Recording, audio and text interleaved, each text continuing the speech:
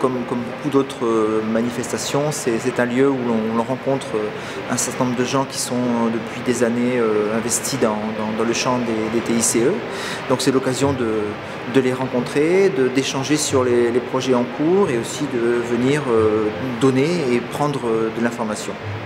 Alors pour moi UTOP c'est quelque chose qui est très intéressant parce que c'est un fonctionnement coopératif avec les universités. L'idée pour Senlis sur ce centre de biomédie, c'était pas de recréer une Xème université, mais justement de fédérer les universités par rapport à un thème par rapport à un contenu. Alors je crois que toutes les formes de formation sont pertinentes et que le numérique, ça permet de toucher des gens qui ne seraient pas touchés autrement, ça permet aussi de varier les modalités d'interaction et d'innover pédagogiquement en utilisant l'outil numérique comme un levier de transformation de nos pratiques usuelles. Donc la formation numérique à distance et la formation continue en particulier ou la formation tout au long de la vie sont absolument essentielles dans ce cadre-là. On est obligé de changer de plus en plus souvent de métier, d'acquérir de nouvelles compétences ou de consolider des compétences. Nos métiers se transforment et donc il faut pouvoir dans notre vie quotidienne accéder à ces possibilités, ce que permet le numérique. Je pense que vraiment il y a une complémentarité à articuler avec les compétences enseignantes traditionnelles. Il ne faut absolument pas du tout s'en passer. Et donc ça, je suis assez prudente par rapport à ça. On ne peut pas balayer l'un par l'autre, mais donc je pense qu'il y a beaucoup de propos pendant ce colloque qui travaillent cette articulation et ça me plaît beaucoup. Et l'autre chose qui me plaît presque encore plus, c'est tout le partenariat qui est proposé par l'UTOP, c'est-à-dire vraiment une mutualisation de ressources, une co-élaboration de ressources qui pour moi sont importantes parce que je crois vraiment à la complémentarité de nos universités et pas à la concurrence. Je pense que c'est vraiment qu'une formule d'avenir parce qu'elle est à la fois ouverte sur l'ensemble des entreprises, sur les besoins des industriels et également sur les besoins d'évolution des individus. Donc à ce titre-là, je pense que déjà au niveau de la France, c'est quelque chose qui est tout à fait intéressant. Et puis, c'est aussi porteur d'énormément d'espoir. Et faisant partie d'IOMED, il va de soi pour moi que c'est vraiment quelque chose qui est ouvert sur l'international. L'idée d'utiliser le numérique pour faciliter certaines formations, pour moi, je pense que au niveau du secourisme, c'est déjà un peu utilisé, mais ça pourrait l'être beaucoup plus. Donc, ça permettrait à un niveau national, peut-être de répandre le secourisme beaucoup plus. Et comme je fais de la formation aussi à l'étranger, aussi de l'utiliser pour exporter notre savoir-faire dans certains pays. C'est véritablement le dispositif qui permet à deux mondes, le monde économique et industriel d'une part, y compris d'ailleurs les organismes publics, qui sont comme le CEGET ou même d'autres organismes d'éducation nationale, de pouvoir dialoguer avec le monde des enseignants et des universités. Parce qu'il faut quand même savoir que ce sont deux mondes qui ont beaucoup de difficultés pour parler.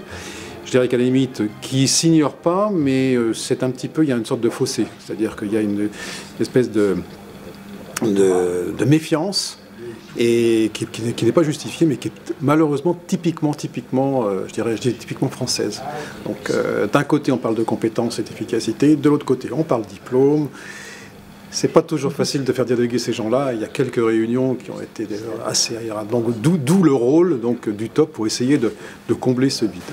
En termes de formation présentielle classique, on voit déjà le coût qui est un peu élevé par d'abord l'apprenant et même la structure qui organise. Et déjà très peu de personnes peuvent participer du fait du coût. Et parfois, par rapport à la mobilité géographique aussi, c'est très difficile. Et aussi les occupations socio-professionnelles qui peuvent empêcher, par exemple, de s'inscrire à une formation lorsque le lieu de formation est éloigné. Donc pour moi, la formation numérique, la formation à distance est une aubaine pour toutes ces possibilités-là. On a co-développé avec 3 partenaires privés un outil qui s'appelle EcoRSE, économie, écologie, responsabilité sociétale des entreprises appliquée au territoire. L'objectif, c'est d'aider les territoires à simuler leur développement à partir d'un diagnostic sur leur territoire, de scénarisation de leurs projets et d'évaluation de l'impact de ces projets sur leur territoire. Cet outil est accompagné d'une formation spécifique, formation à distance, avec la fondation Unit UTOP. Et on a 40 heures de sensibilisation qui aident les collectivités, les maires, les élus à se préparer à la responsabilité sociétale des entreprises, donc à analyser finalement comment ils peuvent développer leur activité dans leur territoire. Voilà. Le projet UTOP, qui est un projet IDEFI porté par UNIT et son président Gilbert Touzeau, avait réservé une partie des financements pour un projet un peu original qui s'appelle UTOP Géomatique, que j'ai le plaisir de diriger depuis 3 ans. Alors ce projet consistait à produire avec des écoles et universités partenaires un ensemble de formations qui couvrent la quasi-totalité des enseignements d'ingénierie en géomatique. Nous avons depuis 3 ans travaillé, œuvré, produit des ressources que nous sommes en train de composer et recomposer en partant de modules relativement simples, entre 15 et 30 heures, construire des formations longues qui vont pouvoir et qui, dès aujourd'hui, permettent de former des gens à l'international. Depuis une dizaine d'années, nous avons pu former à l'ENSG environ 200 personnes de niveau ingénieur aux techniques de la géomatique.